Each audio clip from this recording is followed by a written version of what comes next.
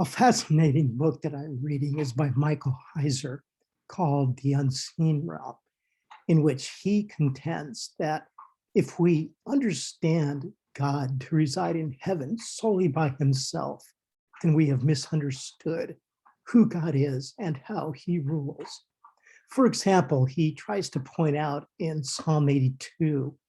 how the opening statement, God presides in the great assembly,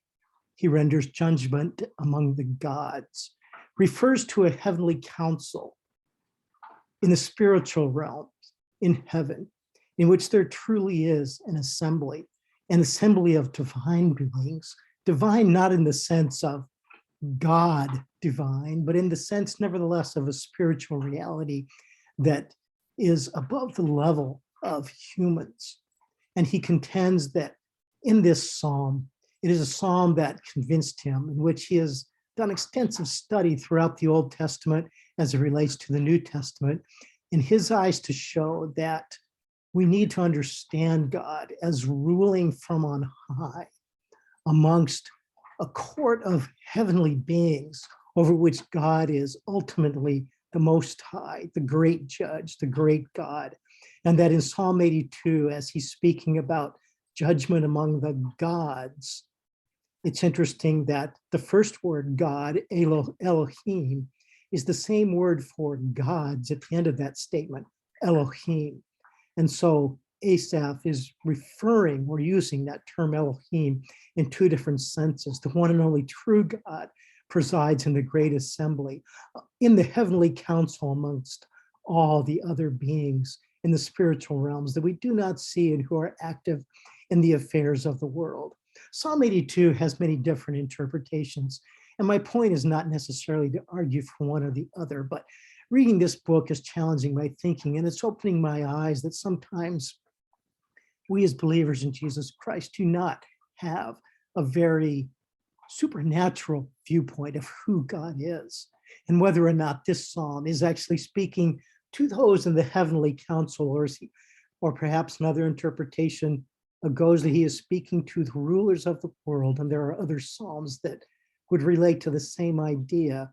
The idea is that we need to understand God truly as a judge and that he will hold all the world accountable. You can see over here on the right-hand side how this theme of God as the judge comes through. I pointed out and have suggested earlier that the Psalms are like a window, looking back in history while looking forward to the future. You can see some of the scriptures over on the right-hand side, 1 Samuel 2, 1 Chronicles 16. And then also, as such ideas feed into the Psalms, it is very, very clear that God, in fact, is a judge and that the whole world is accountable to him. We believers in Jesus Christ dare not forget that. But is this something we need to fear, something we need to be afraid of?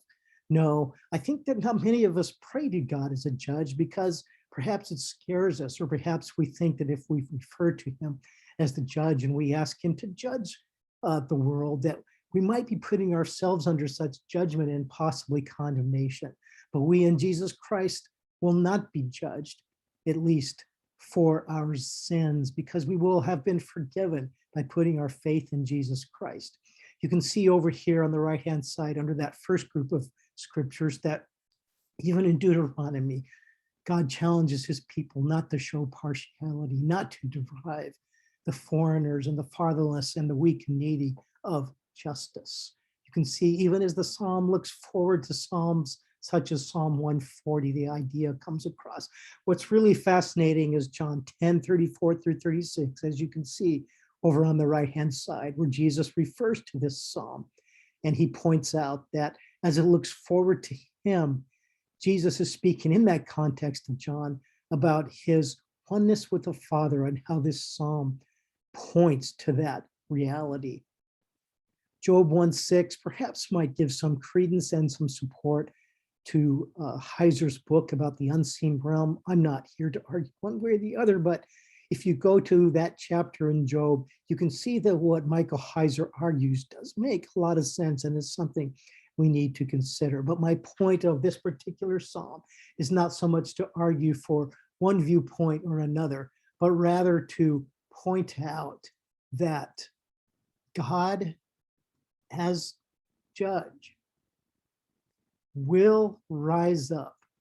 will judge the earth, and that the psalm writers, as expressed in this psalm, do ask for him to come for that very purpose. Rise, O God, judge the earth, for all the nations are your inheritance. Indeed, like all of the Psalms, this psalm looks forward to the day when the King prophesied in Psalm 2 will come and rule the earth and will have judged the nations, all the world, who will be accountable to him, and that those who place their faith in Jesus Christ, the Son, will reign with that King